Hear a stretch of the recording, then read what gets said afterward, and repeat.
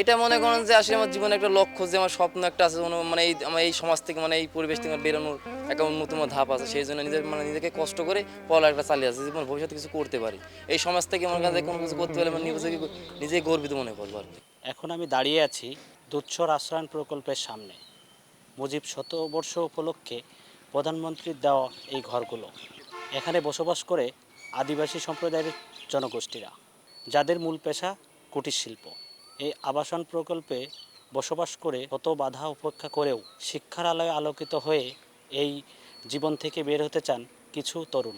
তাদের জীবনের গল্প জানাবো আপনাদেরকে। পুরোটা সময় জুড়ে সাথে আছি আমি আশরাফুল ইসলাম।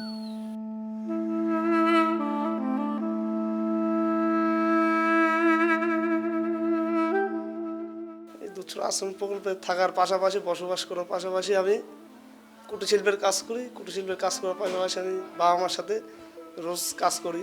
কাজ করে আমি পড়ালেখা খুব কষ্টে পড়ালেখা করছি। বঙ্গবন্ধু মেমোরিয়াল সরকারি কলেজ, ভাটির বাজার, শৈলকুপা, ঝিনাইদহ।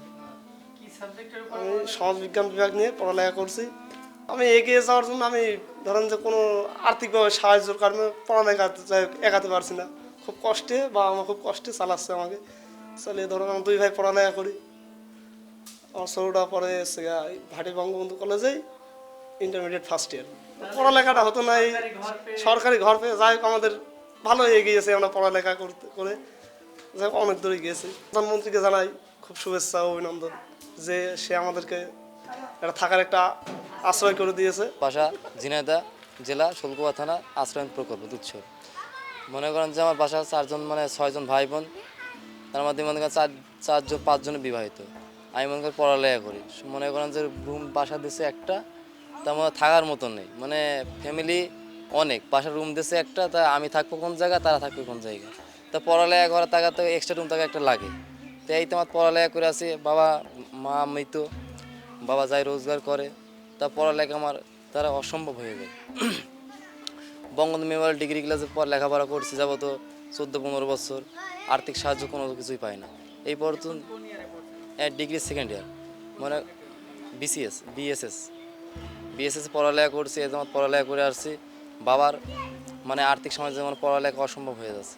নিজে চেষ্টা করে আসি বললেই এতটুকু পড়ালেখা করে আসতেছি, যে এই তো কিছু যদি আর্থিক সাহায্য পাই, মানে ভবিষ্যতে কিছু উন্নত করার দিক পাই।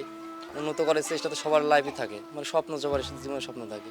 আমরা যে পরিবেশে আছি, এই পরিবেশে মনে করেন যে আমাকে জীবন অনেক কষ্টদায়ক হয়ে যাচ্ছে। না পারছি খেতে, না পারছি কোনো কিছু করতে, না পারছি পড়ালেখা চালাতে। নিজের পড়ালেখা মনে করেন নিজেকেই মনে করে ভারসাম্য রাখতে হচ্ছে। মানে সরকার কিছু আমাদের সহযোগিতা করে, পড়ালেখা যে আমাদের কিছু গুরুত্ব দেয়, মানে এই সমাজে পড়ালেখা করে ভাই আমাদের অনেক কষ্টদায়ক হয়ে যাচ্ছে। মনে করেন যে না ফ্যামিলির দিকে চাপ সৃষ্টি, না পড়ালেখার দিকে চাপ সৃষ্টি। মনে করেন যে তা কষ্ট দুঃখ করে পড়ালেখা করতেছি, যে নিজের ভবিষ্যতে কেরিয়ার জন্য, এই সমাজ থেকে বেরানোর জন্য, যে ভবিষ্যতে কোনো কিছু করতে পারি। এই মনে করেন যে আমার হলো স্বপ্ন। তাই সরকারের কাছে অনুরোধ করতেছি যে আমাকে কিছু যদি অনুদান বা সাহায্য করে দেবে, সব মানে একটা চাকরিজীবী পথ দেখায়, জীবন উন্নতির পথ দেখায়। কতজনের মনে করেন যে ফ্যামিলির কায়দায় মনে করেন যে কোনো কিছু করতে পারে না। আর যার মনে কোনো কিছু স্বপ্ন থাকে, তা কিছু মানে টাকা পয়সা থাকতে কিছু কিছু করতে পারে, যাদের আছে আর যাদের নেই। আর এখন চাকরি বাকরি মনে করেন যে প্রায় ক্ষেত্রে টাকা পয়সা লাগছে। এখন মনে করেন সেই ক্ষেত্রে আমাকে নেই, থাকলে তাকে আশ্রয় প্রকল্পে থাকতাম, থাকলে তার কাছে অন্য জায়গায় থাকতাম। তা আমাদের জন্য মনে করেন চাকরিতে খুব কষ্ট করে যাচ্ছে। মানে এই জন্যই মনে করেন যে আমরা পিছাই যাচ্ছি। এটা মনে করেন যে আসলে আমার জীবনে একটা লক্ষ্য, যে আমার স্বপ্ন একটা আছে, মানে আমার এই সমাজ থেকে, মানে এই পরিবেশ থেকে বেরোনোর একটা অন্যতম ধাপ আছে। সেই জন্য নিজেকে কষ্ট করে পড়ালেখাটা চালিয়ে আছে, জীবন ভবিষ্যতে কিছু করতে পারি। এই সমাজ থেকে মনে করেন যে কোনো কিছু করতে পারলে মানে নিজেই গর্বিত মনে করবো আর কি।